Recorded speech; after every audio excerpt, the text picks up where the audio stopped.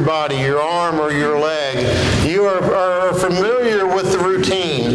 That typically when a limb is broken, they will put a cast on it. It used to be that they would only put those plaster casts on them. Now they've changed up. They'll do different things depending on the situation. But they would put these plaster casts on, and you have to leave these things on for weeks, sometimes months, right? And there's this whole process. They itch.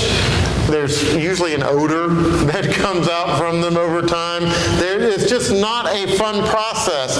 But then finally the day comes where they cut that cast off. And back in the day, they would literally saw it off. They'd have a thing that they would come in and take that thing off. They break it open, and there you have this nice, muscular, plump arm, right? No, what is it? It's this shriveled up thing. It doesn't look anything like the other thing, right? And you're like, well, what's going on? Well, you see, there's a common problem with wearing a cast for a long period of time. It's something called atrophy. And atrophy is the wasting or withering away of a body part due to lack of use. And so this body part being in this cast for this long period of time, the bone is able to heal, but the body part's not being used. And so atrophy sets in. You see, muscles that do not get used wither away. Here's an important truth, though, that applies to more than just our muscles. Whatever you don't use, you can lose. And that is a universal truth that applies to all different kinds of things. It applies to even when you learn a language.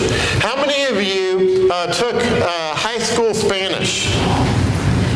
Those of you who took high school Spanish, how many of you can still today speak as well as you did in high school Spanish? There are no hands. What happens?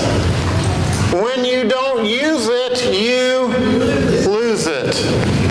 You see, the things that we don't utilize in life, we will eventually lose in life. And so here's the big idea this morning. This is the message that we're going to focus on. Whatever God has entrusted to you, you must use it, or you are in danger of losing it. Whatever God has entrusted you with, whatever abilities, whatever talents, whatever dreams, if you do not use them, you are in danger of losing them. There are really three things that you can do with your life. You have three options. The first is you can waste it. You can waste your life. You can just spend your life accomplishing nothing, doing nothing at all. That is your first option. The second option is that you can spend it. You can spend your life doing whatever you want for yourself. You can invest in yourself. You can invest in your own future. You can invest in the things that you want in life. You can spend life however you want to spend it. But there is a third option, a greater option, and that is you can choose to invest your life. You can choose to invest your life in the things that truly matter. You can choose to invest your life in the things that are truly eternal, the things that are going to bring back the highest return, and that is spiritual return. This morning our text is going to be Matthew chapter 25. Matthew chapter 25, we're going to be looking at verses 14 through 30. We want to get the context here of this passage because this one parable that we're going to be looking at today is part of a much bigger teaching. Actually, Matthew chapters 24 and 25 are both come together as one lesson Jesus was teaching to his disciples on the Mount of Olives. And within this lesson, there are several parables, and he shares this series of parables focusing on the idea of working to be ready, looking toward things. Excuse me. And so in Matthew 25, verses 14 through 30, we have the parable of the talents. Now, in the parable, the talents are measures of money. But the talents that are mentioned in this parable actually represent the unique set of resources that God has entrusted to you. Each one of us have been given a unique set of resources. Each one of us have been given a unique set of abilities, and for each of us, they're different. Some of us have more than others. Some of us have some unique ones that no one else may have. But we all have a unique set of resources that God has given us, and He's entrusted to us in our lives. And Jesus invites us to do something with these resources that is bigger than ourselves. You see, most of us just get caught up in life. We just get caught up in living life, and we don't really have this mindset that we want to leave a big mark. We just want to survive, right? We just want to make it from day to day, and we just want to get by. And there are people out there who want to leave a big imprint on the world, but for most of us, that's not us.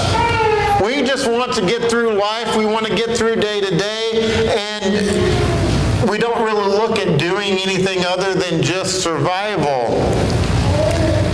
But Christ has called us to come into a relationship that when we invest in that relationship, it'll allow us to do something that's so much bigger than ourselves, that's so much greater than ourselves. It may not be something that the whole world sees. It may not have a world impact, but it will have an eternal impact.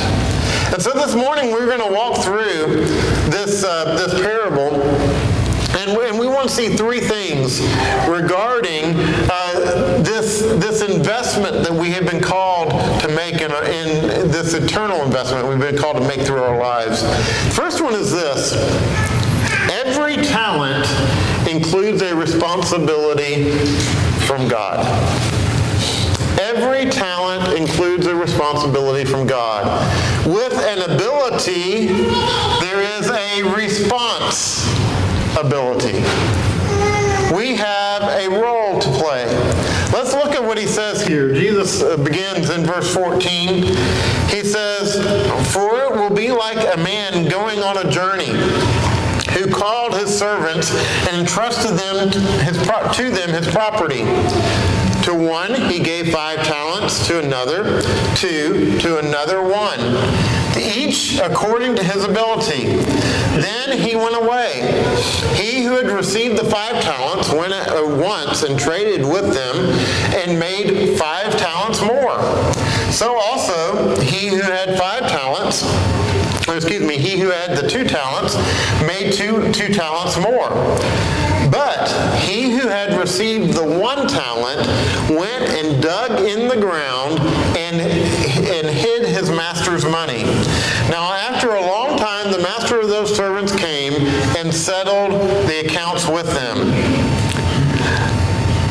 Notice here that each man was given different talents, but each man had the same responsibility. You have one man who was given who had 5 talents. He was given the 5, and he went out and he made 5 more. You had the second who was given 2, and he went out and made 2 more. You had the one who only had the 1. But what was his responsibility? To protect that 1? Was his responsibility to hide that 1 and hold on to it so he didn't lose it? No, he had the same responsibility of the others, to invest that talent, to use that talent. All 3 men had different abilities, different talents, but they all had the same responsibility. I was not given all the talents that I wanted. I wasn't given all the talents that I desired in my life. I would love to have the ability to sing. I don't get envious about much, but I do get envious with people who have the ability to sing well. Because I don't have that talent. I've always wanted it. Everybody else in my family has it but me. Somehow I missed that gene. I don't know what happened. But I don't have that talent. I also would have loved to have had the talent to play basketball or any kind of ball. Anything that includes a ball would have worked for me. I can't. I'm so uncoordinated. Anything involving a ball, forget about it. It's not going to happen. I was not given that talent.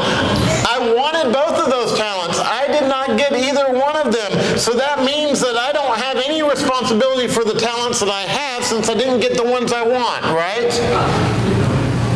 No. You see, I didn't get all the talents that I wanted or that I might have desired through life. But God did give me abilities. He did give me talents. And just because I didn't get the talents I want doesn't eliminate my responsibility for the talents that I have.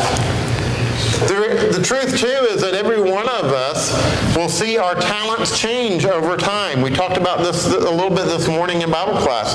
The reality is, as we get older, our abilities change. We're not able to do all the things that we once were able to do. And yet we have new opportunities. We have, in many cases, more time, which is an ability, an opportunity. We have sometimes more compassion, more understanding. There are things that we gain as we age while we may lose other abilities. And so through all of those things, we have a responsibility. Every talent includes a responsibility from God. And this morning, if you have a talent that you know that you're not using in the service to God,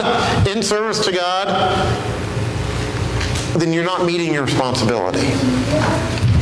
If you have the ability and the heart for teaching and you're not teaching, then you're not meeting your responsibility. If you have the heart and the ability to show compassion to other people through different acts of service and you're not doing that, then you're not meeting your responsibility. If you have the opportunities and the abilities to do something and you're not doing it, you're not meeting your responsibility. Now, I understand there are circumstances in life that may hinder us from doing things in the way that we might intend to do them, but we can still utilize them. I've had parents who've come to me and said, well, Bill, right now, because I'm raising my kids, I'm not able to teach anymore. And I'm like, what do you mean you're not able to teach? You got a classroom in your house every day. You teach, right? You may not be able to teach on a Sunday in a Sunday morning class because of your circumstances, but that doesn't mean you can't teach. You've got a classroom right there at home. You've got students right there. And so each one of us, we have that responsibility to take the abilities that we have and use them in the way that we can for the glory of God. But it leads us to the second point, and that is that every talent invites profitability from God. Now that may sound a little weird, but the reality is that every act of service, everything that we do that is good and right in this life has an outcome. And those outcomes come from God.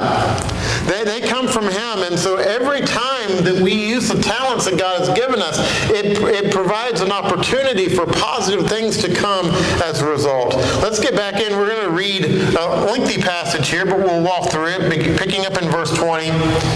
It says, and he who had received the 5 talents came forward, bringing 5 talents more, saying, Master, you delivered to me 5 talents. Here, I have made 5 talents more. His master said to him, well done, good and faithful servant. You have been faithful over a little. I will set you over much. Enter into the joy of your master. Notice here, you have this man who was given all these talents, 5. More, a whole lot more than the 1 talent guy, right? He's got all of these talents. And here, he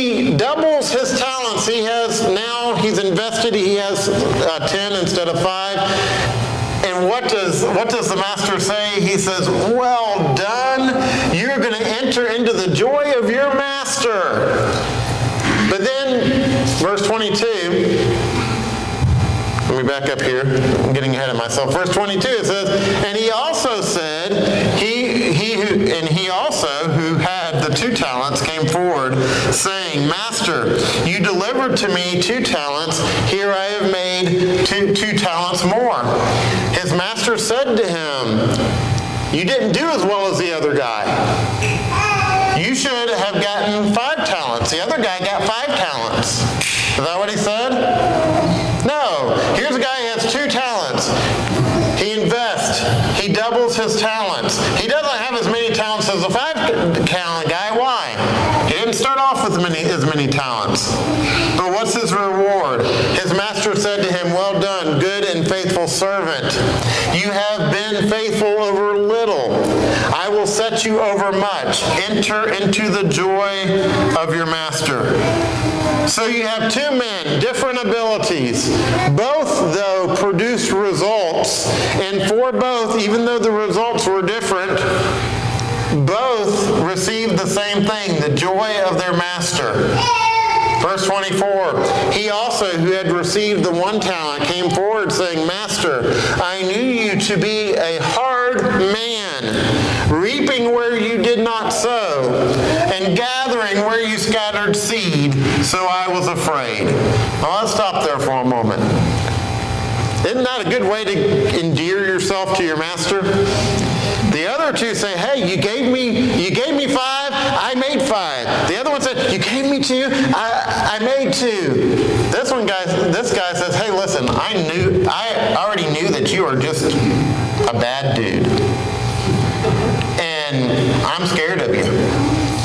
And so because I'm scared of you, so I was afraid, and I went and hid your talent in the ground.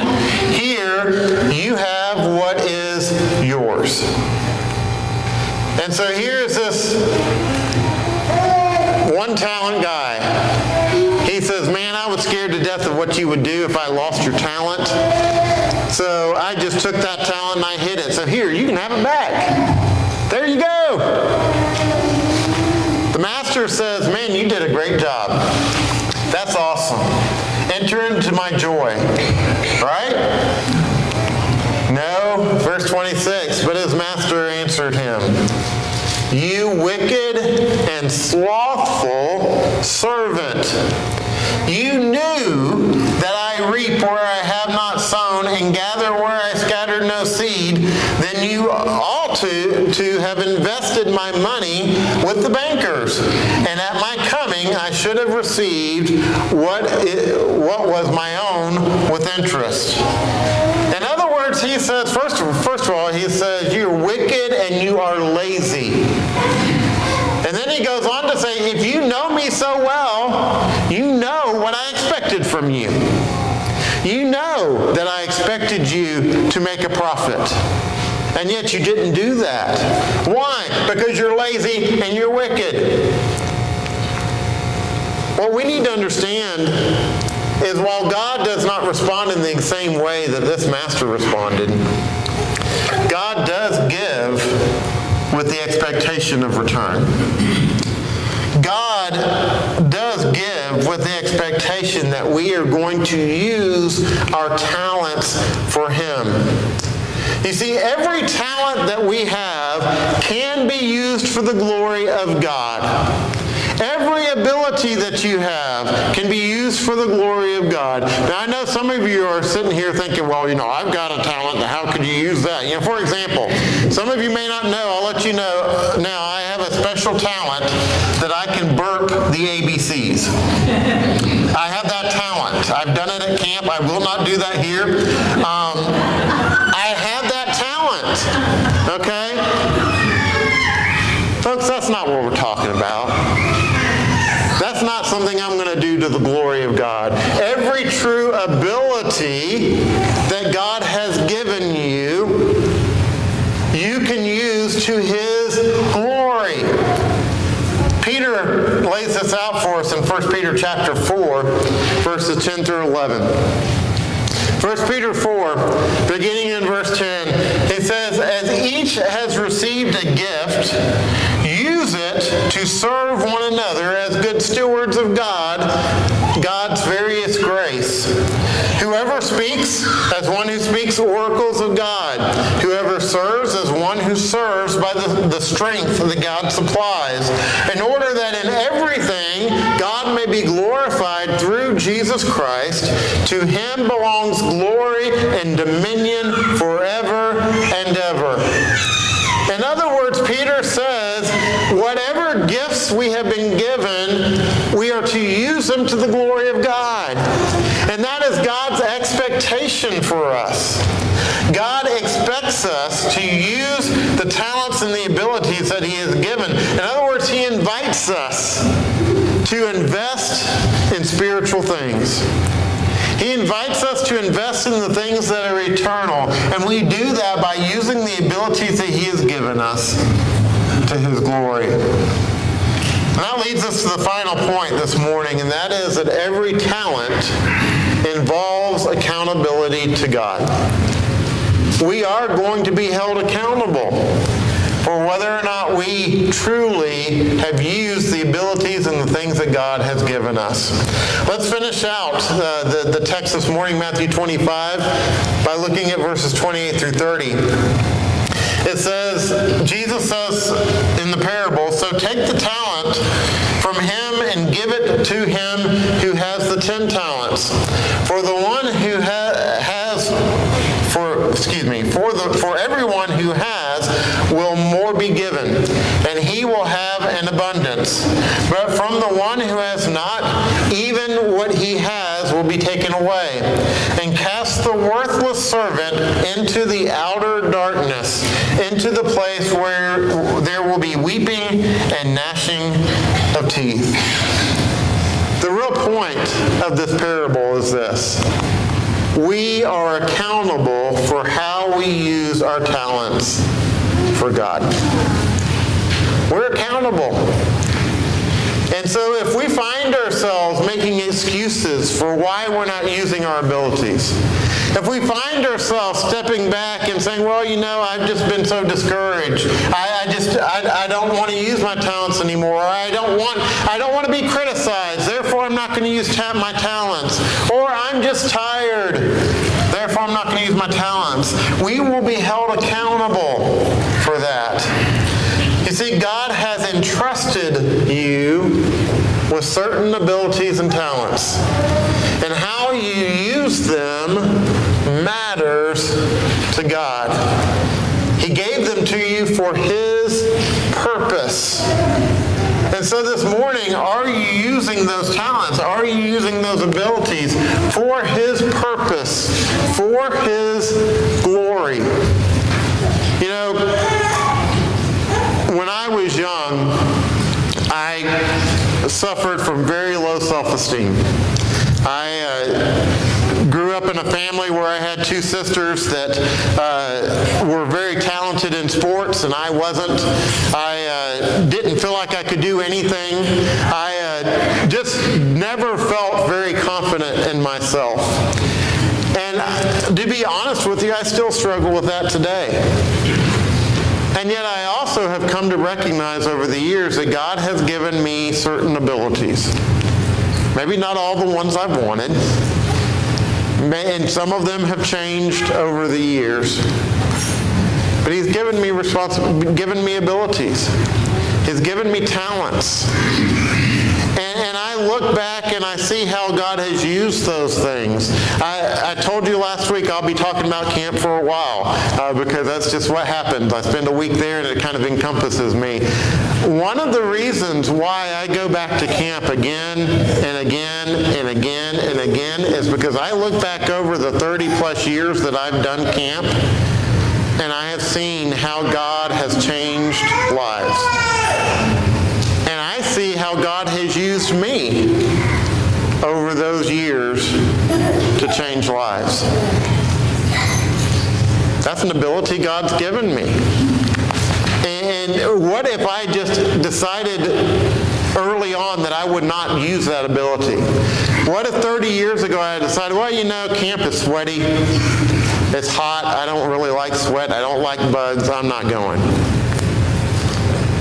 I think back to all the lives that I would not have been able to touch with the love of Christ if I had not just stepped forward and did what God gave me the ability to do. I'm not saying that everybody needs to go to camp, but I am saying that everybody has been given abilities. Everybody has been given opportunities. And we have a responsibility to use those to the glory of God.